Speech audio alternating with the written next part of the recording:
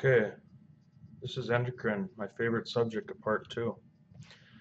In this unit, you'll notice we're going to review the hypothalamus once again because the hypothalamus is the primary control center of autonomic and endocrine function. You should recall that the hypothalamus is part of the diencephalon. The diencephalon was the inner brain. The diencephalon lied interior, deep to your cerebral cortex. And when you look in this location here, you'll notice that the diencephalon and pineal gland are both glandular structures of the brain that you'll need to know their endocrine function. So that'll be a review from part 1. You should also recall that the endocrine and autonomic nervous systems share or are both controlled by the hypothalamus.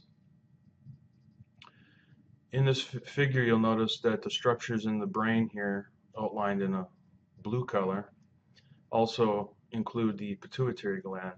And you might recall that when we look at the anatomy of the hypothalamus and pituitary, that they're connected by a stalk. That stalk is referred to as the infundibulum. In that stalk, you're going to have vessels and tracts. You should note there that when you look at the picture, you can see one side of the pituitary or the other being highlighted or emphasized. The posterior pituitary is known as the neural hypophysis. Okay. It includes 2 hormones that are released from it, or actually stored and released from the hypothalamus, and that would be oxytocin and antidiuretic hormone, which is also known as vasopressin. She points out a couple nuclei in the hypothalamus, the paraventricular, okay, and the supraoptic. You might remember them. You might remember that there was another nuclei of importance here called the suprachiasmatic nucleus, because that was the body clock which regulates your circadian rhythms. So there is a tract of axons, cell bodies in the hypothalamus. The axons lie within the infundibulum in the hypothalamic hypophyseal tract, so you know that this is CNS. And then lastly, they're going to release their substances into the posterior pituitary. And those 2 substances, which you should know their function, then their targets, are oxytocin and vasopressin. On the other side here, she points out the anterior pituitary to you, and you see an extensive network of blood vessels, which we're going to call the hypothalamic hypophyseal portal system. Okay? Hypophyseal portal system is going to be a network of blood vessels that allows this larger group of hormones to be released into circulation. And you should know the name of each of those abbreviated substances, such as growth hormone, luteinizing hormone, follicle stimulating hormone, prolactin, thyroid stimulating hormone, and corticotrophic hormone. The A in the ACTH is often not included or dropped, so you should know it both ways as adrenal corticotrophic hormone or just corticotropic hormone. Big words. Okay. Notice that you can see this group of pituitary hormones. Up the top here, you can see that there are a group of hypothalamic regulating hormones or factors, and you've got 6 here to control the 6 you see down here. And you'll be expected to know and remember that much, that there are releasing factors that come from the hypothalamus that dictate the function of the anterior pituitary. Before this course, you may have heard or thought to yourself that the pituitary was the master gland of the body. It is not. Okay, it is regulated through the function of the hypothalamus. Okay, so when we talk about axes of control means that the hypothalamus is in charge of everybody. So what we have is a top-down control system. The hypothalamus dictates the function of the pituitary dictates the function of other peripheral glands. And by other peripheral glands, if you look at this figure for my explanation, some of those would include your thyroid in your neck. Okay, you've got your adrenals or suprarenals sitting on top of your kidneys. So those would be two examples real quick.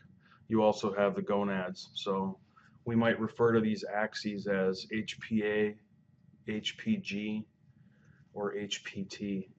And HPT would be hypothalamic pituitary thyroid axis.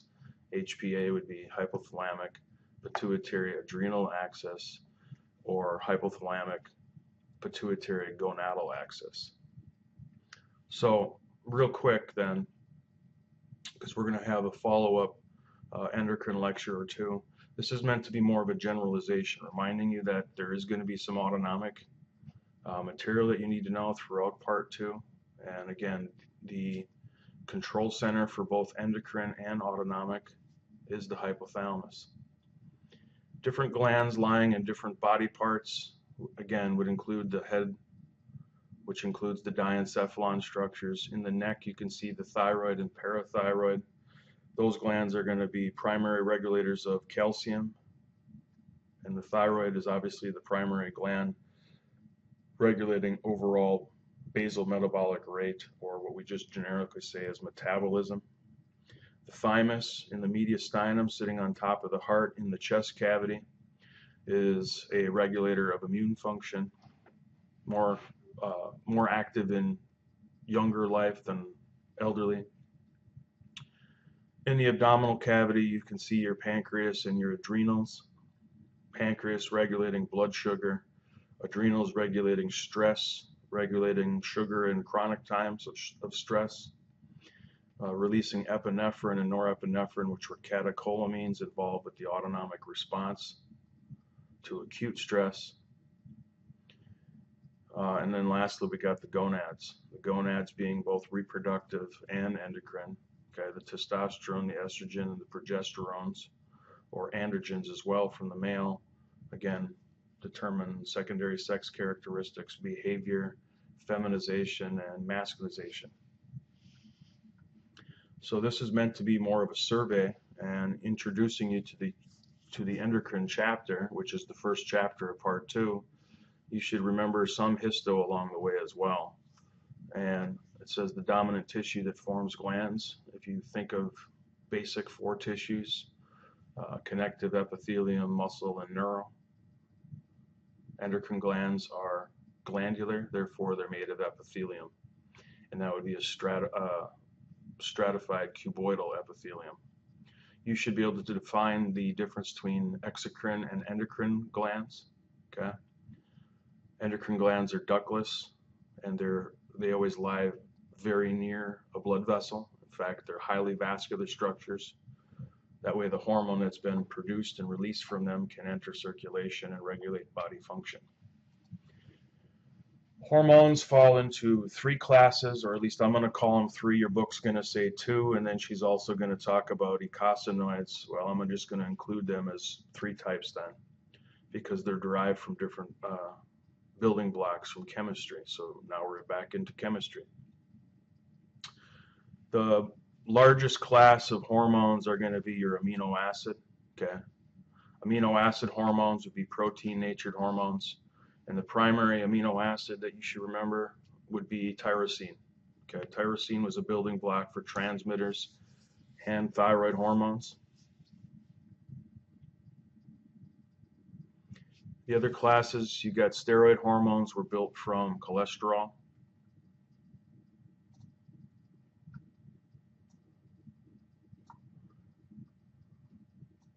And we have eicosanoids, which are derived from fatty acids. Okay, what happened now? Try and fix it. Eicosanoids are derived from fatty acids. Okay, and that includes your prostaglandins, leukotrienes, thromboxanes, and you can look up those further from your textbook. Remember that when we talk about metabolism, or in this case rather endocrine function, the beginning of part 1 anatomy, you had to know the difference between negative and positive feedback, involved that little seesaw teeter-totter. Most of the pathways and feedback systems of the body were negative feedback. Okay, what is going on here? All kinds of, there we go. Well, that's not quite right either. frame this up. Why aren't you letting me? There we go. That's going to be the best it's going to be. So when we talk about the regulation of hormone output, we look at 3 different stimuli that control the function of endocrine glands. One is neurological, that's in the middle of the screen. One is through factors in fluid called humoral.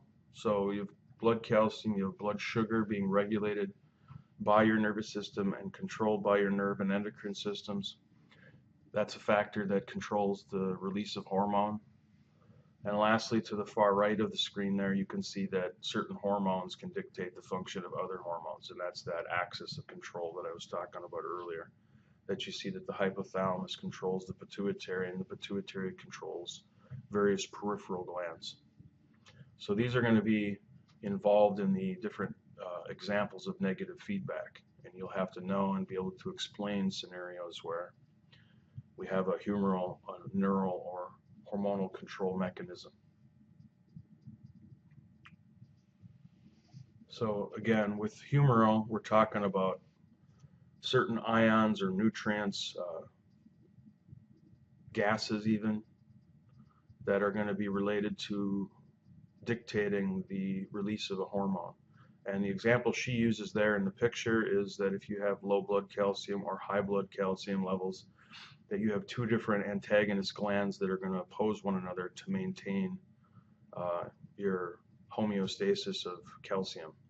And the homeostatic range for calcium is 9 to 11 milligrams per deciliter, DL, which also means 100 milliliters of blood. So you can say it or write it either way. You will have to include your units of measurement.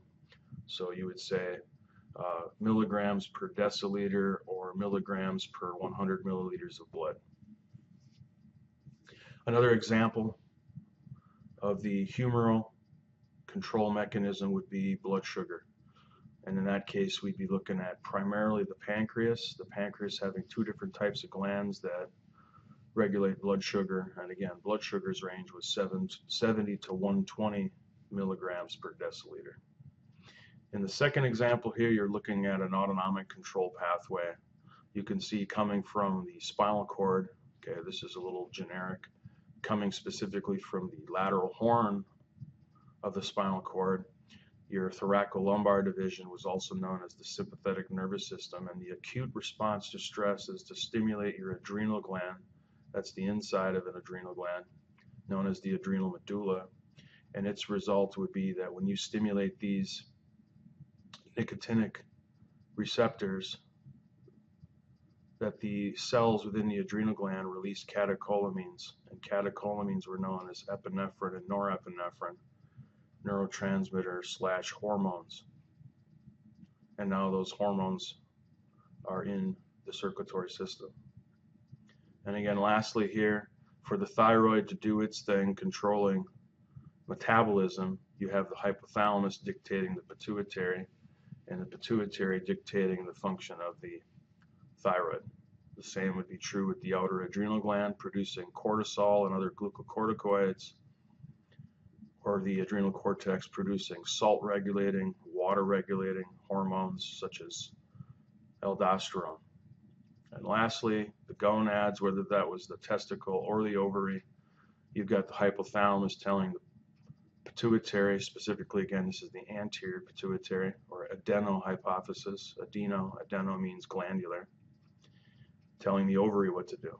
So whether it's the testicle or the ovary, we're producing estrogens and androgens in order to feminize and masculinize males and females. So in this unit, we're going to get into the details of hypothalamic and hypophyseal function. Okay, hypophysis, once again, is the fancy term for the pituitary. Remember, the division of the autonomic nervous system is going to be popping up all semester. Every time we get to the end of a unit or during a unit, talking about how does a gland, an organ, a system work, we're going back to what's controlling, and it's one of 2 control systems. It's either ANS or endocrine.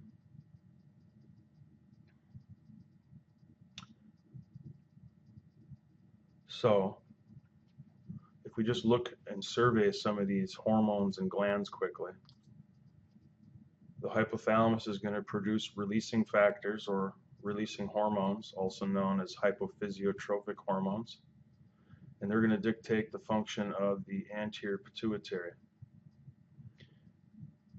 You also have the hypothalamus producing oxytocin and vasopressin, and those come from the, again, hypothalamus, but are stored in the posterior pituitary. From the hypothalamus, we look at the pituitary-related hormones, and that includes this list. You'd know the abbreviations for hormones, the names of hormones, and what their direct action is. In this unit, you should know and be organized and know that you need to explain where does a hormone come from. If there are particular cells in an endocrine gland, you need to know what cells produce the substance. You need to know the target of the hormone. You need to know the effects of that hormone on the target and overall body. So, structure, function, location of glands, what hormone the gland produces, what that hormone does and what its target is, and then on that target what its effects are. So there's a list of pituitary-related hormones. You should know when it comes to the adrenal glands, there's an inside and an outside. The inside is known as the medulla, the outside is known as the cortex. Both are involved with stress, chronic and acute stress. You'll need to know the signs and symptoms, or the effects rather, of short-term acute stress. This was the tiger wants to eat you. And this is the chronic stress of a student going into a health program.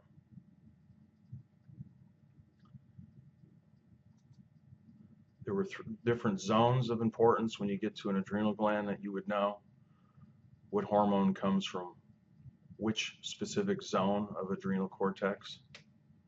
So that's what I mean when I say you need to know groups of cells and what hormone produces what.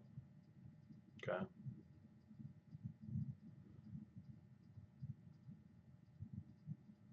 You should know that not just the glands mentioned at the beginning of this lecture, but you also have your heart involved, your fat, both the heart, the fat, skin, they're all producing chemicals that either act locally or systemically.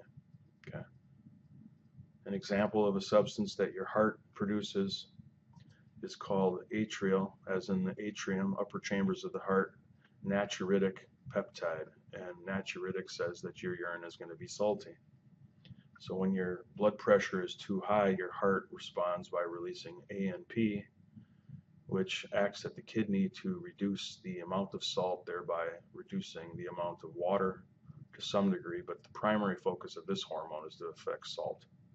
So your urine gets saltier. As far as the pancreas goes, I said there were two primary sugar regulating antagonist hormones. One is known as glucagon, one is known as insulin, and again they are an antagonist to one another, coming from different cells within the pancreas, one elevating blood sugar and one lowering blood sugar. So the top picture here shows you that insulin lowers blood sugar when your sugar is high. Remember, the range was 70 to 120 milligrams per deciliter. Insulin is released to lower blood sugar. On the flip side of this diagram, on the bottom of this seesaw or teeter-totter, you can see if your blood sugar is low, that we stimulate our liver to release glucose by breaking down the storage carbohydrate that you learned about in part 2 chemistry, known as glucagon. Remember, glucagon is a polysaccharide. As far as the thyroid goes, you know that this is the primary gland regulating metabolism. It also is antagonist to the parathyroid at regulating calcium. The primary metabolism hormone is known as T4 or thyroxine, or its sister component, which is T3, also known as triiodothyronine. Big words. There's triiodothyronine. You Again, you'd know the location of this gland as an example to get you started. You can see it's superior to the aortic arch, it's anterior to the windpipe known as the trachea, it's inferior to your larynx and hyoid, and it's midline or between the common carotids. So we would say it's medial to the right and left common carotid arteries. So that's what I mean by describing and knowing the specifics of where a gland is found.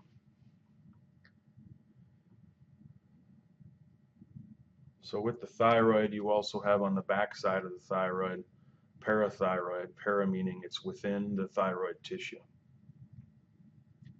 And that gland was discovered by accident. When they would do a thyroidectomy, they would accidentally remove the parathyroid, and their patients would die as a result because they'd lose the ability to maintain calcium. In this figure here, which is not in your textbook, to give you an idea of the location of the thymus lies in the mediastinum in the same cavity that lies, or where the heart lies. Remember, the heart, though, lies in its own sac called the pericardial sac or pericardium. Thymus's main role is to regulate immune function in T cells. Back to the head, if we look at the diencephalon, you remember that there was a hormone of darkness, a hormonal substance that helps you sleep known as melatonin. We'll talk more about that in the following lectures of endocrine. Lastly, I said that many of the different structures in your body are capable of producing hormones. Hormones that regulate the function of themselves or other organs and structures in your body.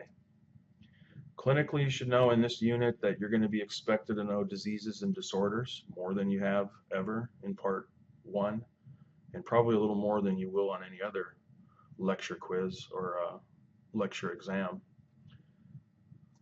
You should know that there will be some rabbit holes that I'll take you on, or tangents, and that's talking about everyday life, applying this clinically, applying this to yourself, understanding that environment dictates how your body functions. And that's an introduction to endocrine. We'll see you soon.